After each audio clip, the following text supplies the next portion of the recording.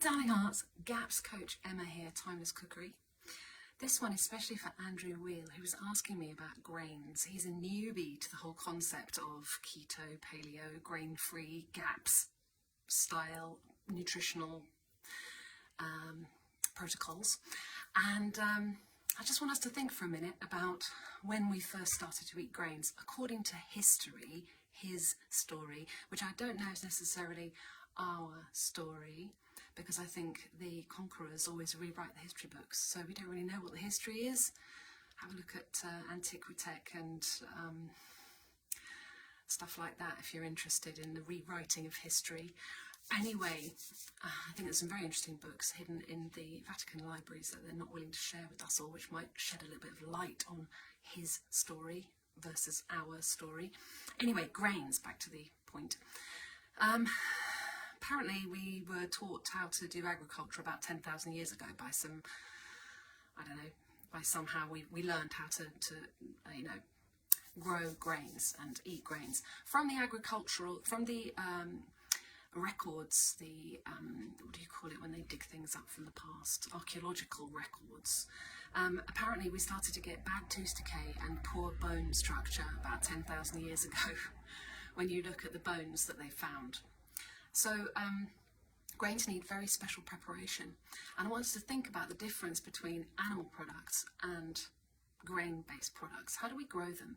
If you want to grow a field of grain, you have to clear the ground for one. You have to dig up the pasture. That's difficult. That's really difficult. Get rid of the stones, get rid of the tree stumps, get rid of the grass, get a nice tilth, a fine tilth. You need to sow the seeds. You need to bring them on, make sure they've got enough water. The slugs are going to eat some of them, the crows are going to eat some of them. Then they've got to grow to the full height. The weather's going to have a lot of influence on that. Is it going to rain enough? Is there going to be enough sunshine? Are they going to ripen properly? Are they going to go mouldy before they've ripened? Or, anyway, then you've got to cut them, you've got to reap them, you've got to thresh them, you've got to winnow them, separate the wheat from the chaff. Then you've got to store the grain somehow. Then you've got to, hopefully you're going to sprout the grain. Malted grain is much better than not malted grain, sprouted. You've got to sprout it, then you've got to dry it. Then you've got to mill it into a fine powder.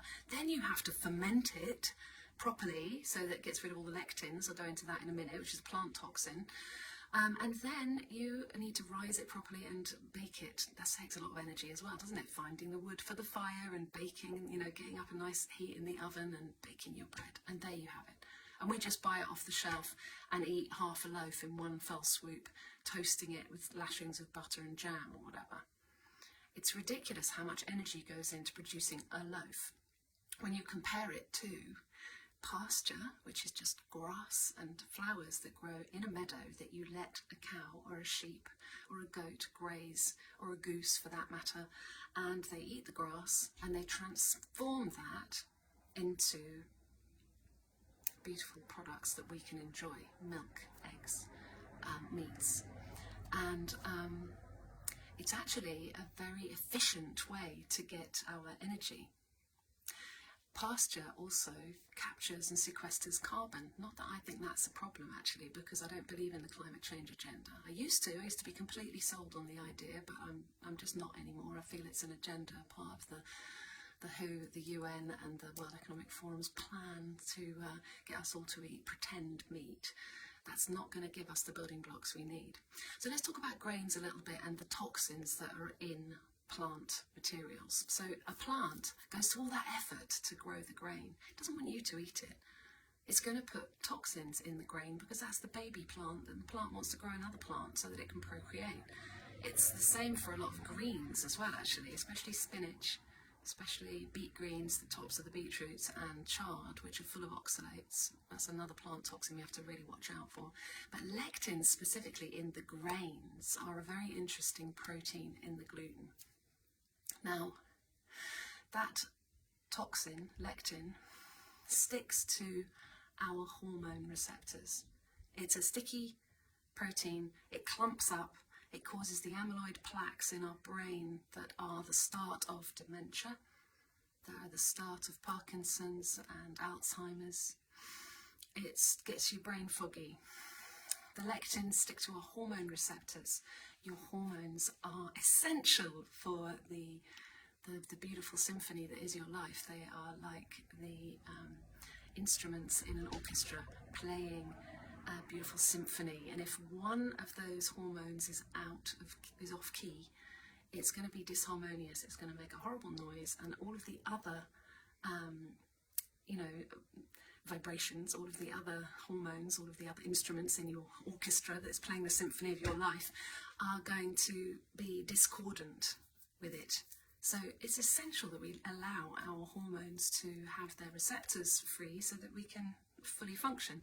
And lectins, which are in grains, really interfere with that process. So why would we want them in our diet? That's what I can't work out, and yet we're all really hooked on them. They are like the opiates of the masses. They literally are everywhere. They're ubiquitous, everywhere. You can't really go anywhere without grains being on offer. The burger bun, the biscuits, the wraps, the sandwiches, the whatever, it's what everyone tends to have for breakfast, lunch and dinner if you're having pasta. Yeah, they are, as far as I'm concerned, they also give you a whole bunch of sugars all in one fell swoop. They give you a load of sugar in a really quick rush. And we don't really want that much sugar all in one go. We all eat far too much, basically. And when you start cutting out the grains and your hormones function properly, you'll find that leptin, which is the hormone that tells you you've been satiated, can actually get through to the receptors. And you go, oh yeah, actually I've had enough. After a few teaspoons of fat bomb frosting, or it's the fats we need more than anything. The grains actually give us this sort of empty calories, just sugars. We don't need sugars, we need fats really. So I'll just tell you something else about the grains. The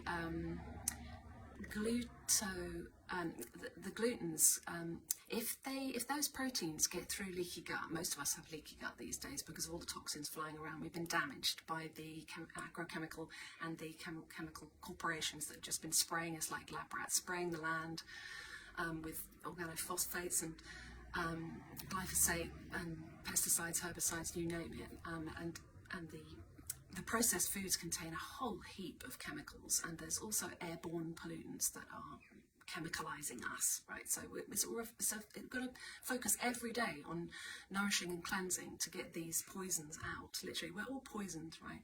So if you've got leaky gut, which 90% of the population, I believe, has a degree of leaky gut, unless you've been really on it for the last 10 years, you need to start now. If those proteins get through your leaky gut and into your bloodstream from the gluten, they resemble morphine, and they're known as glutamorphines, and the same as cheese proteins and casomorphines, the cheese proteins. So I've said this before, you can literally get high on a cheese sandwich. You get this sort of morphine effect, glutamorphines, casomorphines, they resemble morphines, they get into your brain and you go, wow, I feel great after that cheese sandwich. You're flying high on the sugars, you've got that insulin spike, and then you crash 2 hours later and you want another cheese sandwich or a piece of chocolate or a chocolate biscuit or something, right? An endless roller coaster of up and down and up and down. Your body's like, oh my God, I'm high, I'm high, I'm low, I'm high, I'm high, I'm low. It's exhausting. What you really want is a nice even keel of energy through the day. And they'll tell you that porridge will give you that, but porridge is a grain and it contains gluten. So don't bother. Have some bacon and eggs instead, or have a bowl of chicken soup with a nice dollop of full fat cultured cream on it with a bit of butter. I don't know, just, fats are what you need, not the grains. I don't eat cheese much anymore, says Andrew. Yeah, well, you can eat cheese if you heal a leaky gut, and if you get cheese that is really well matured and made from raw milk, it's actually really good for you. It's a ferment. It's been fermented. We've evolved with ferments. We've evolved with, that's how we preserved our foods, by fermentation, and we've sort of forgotten how to do that because the food industry have come along and gone, oh yeah, this will have a good shelf life. They pasteurise the heck out of everything, sterilise it, fill it full of preservatives, and those preservatives are going to preserve your gut flora, and it's your gut flora that you need to culture and cultivate with the ferments. So yeah, heal and seal a leaky gut and enjoy cheese if you like. and get away from those, get from that effect of the glutamorphins, the casomorphins, and getting high on a cheese sandwich. Get away from that, and get a nice towards a nice even keel. So yeah, cutting out the grains can feel as if you are being deprived of your fix. It's like a drug. And you know, when there are kids who are picky eaters, fussy eaters, they only ever want to eat beige foods. They only want the pasta, the yogurt, the industrial yogurt, the bread, the crackers, the whatever. They only want beige foods. They are hooked.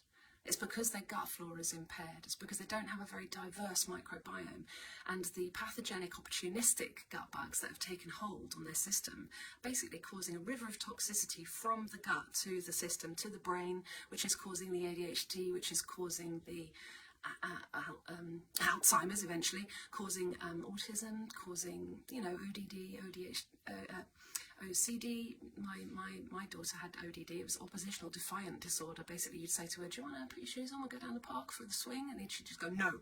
"Should we put your coat on because it's going to rain?" "No." "Okay, should we just stay here?" "No. I want to do it on my own self, mummy." I'd get, you know, she just had this. Everything was no, and it was a struggle because it really was going like that with my daughter. But when I understood it was her gut bugs I had the beef with, not her, everything changed, and I was like, right, okay, let's culture and recolonize her with fermented foods. We didn't eat dairy for 5 years because I was like, we can't eat dairy, we're lactose intolerant. But actually it's because it was pasteurized. It's rubbish. It's indigestible. So improperly prepared grains are very, very bad for us. Improperly prepared dairy, very, very bad for us. Most people, you know, shouldn't be eating grains or pasteurized dairy. But heal and seal the gut. Then you can start to have, maybe you can have some nice sourdough pancakes that are properly prepared from heritage grains. You know, but basically the grains, you know, the Western Aid Prize do some great stuff on fermented grains, you know, if you want to enjoy grains in your diet, but that some people they just don't agree with. And the least worst grains in my book is white rice, and I always ate brown rice, but brown rice is full of lectins, phytates, all that bad plant toxins. So I wouldn't bother with that anymore either. And when I do eat my white rice, I soak it overnight, then I cook it in stock and I smother it in butter, and I have a tiny portion next to my boeuf bourguignon or whatever I'm having. Anyway, darling hearts, I hope that explains a little bit about grains and how come we're also hooked on these opiates. They are opiates of the masses. They keep us a bit fuzzy-headed. They keep us always wanting more. They keep us in a state of a roller coaster ride with the sugar in your blood. It's the worst possible thing you can do is put sugar in your blood. Believe you me, if you want to live long and prosper, get onto the fats and the animal proteins from a lovely source, a regenerative agricultural source, a source where they're treating their animals with love and working with them as co-workers on the land. You know, not the horrible industrial model. There are plenty of beautiful farmers out there who love the land, who know how to look after their animals properly, and those are the people we should be supporting and going and spending time with and helping them out with their farm ventures, because the government is not helping them at all. So we need to go direct to the producers and help them in any way we can. Anyway, grains, don't bother. Go and read Wheat Belly. It's a great book called Wheat Belly. There's so much literature out there about how grains adversely affect us. Just, you know, get off them. It's a bit of a thing to begin with, because like I say, they're like an opiate and you're like, I need my fix, I need my fix. Are we even supposed to drink milk from another mammal? Yes, I think we are. We are supposed to. It's a deal. Look, I have a cow. I take the cow to fresh pasture. I give the cow a nice warm barn in the cold, wet weather. To protect her, I give her a salt lick. I bring her fresh water. I make sure she's got everything she needs. I look after her. She can look after me by giving me some, you know, she got 4 udders. She got 1 calf. The calf can have 2 of the udders and I'll empty the other 2. It's like a deal. We've evolved with these animals in a kind of a symbiotic relationship. They mow the lawn. They cut the hedges. We don't need machines. They fertilize the land. When there's cowpats and there's no organophosphates, there will be dung beetles and spiders and crickets and insects everywhere. Has everyone noticed the insects have disappeared these last few years? Geez, what is going on? We need the animals. And as for them saying cow farts are making causing climate change, what a load of baloney. Anyway, darling hearts, I do love you so, and need any help getting off the grains, come and see me at timelesscookery.com. You want me to cook for you for a week in the summertime? It's actually 10 days, 9 days. Go and see timelesscookery.com for the details of the Normandy retreats, where I'll be cooking GAPS foods for you, and we'll be swimming in the sea and relaxing and getting to the bottom of it. You could get off the grains in 9 days and then carry on, you know, when you get back. Anyway, lots of love to you all, and see me at timelesscookery.com. Bye.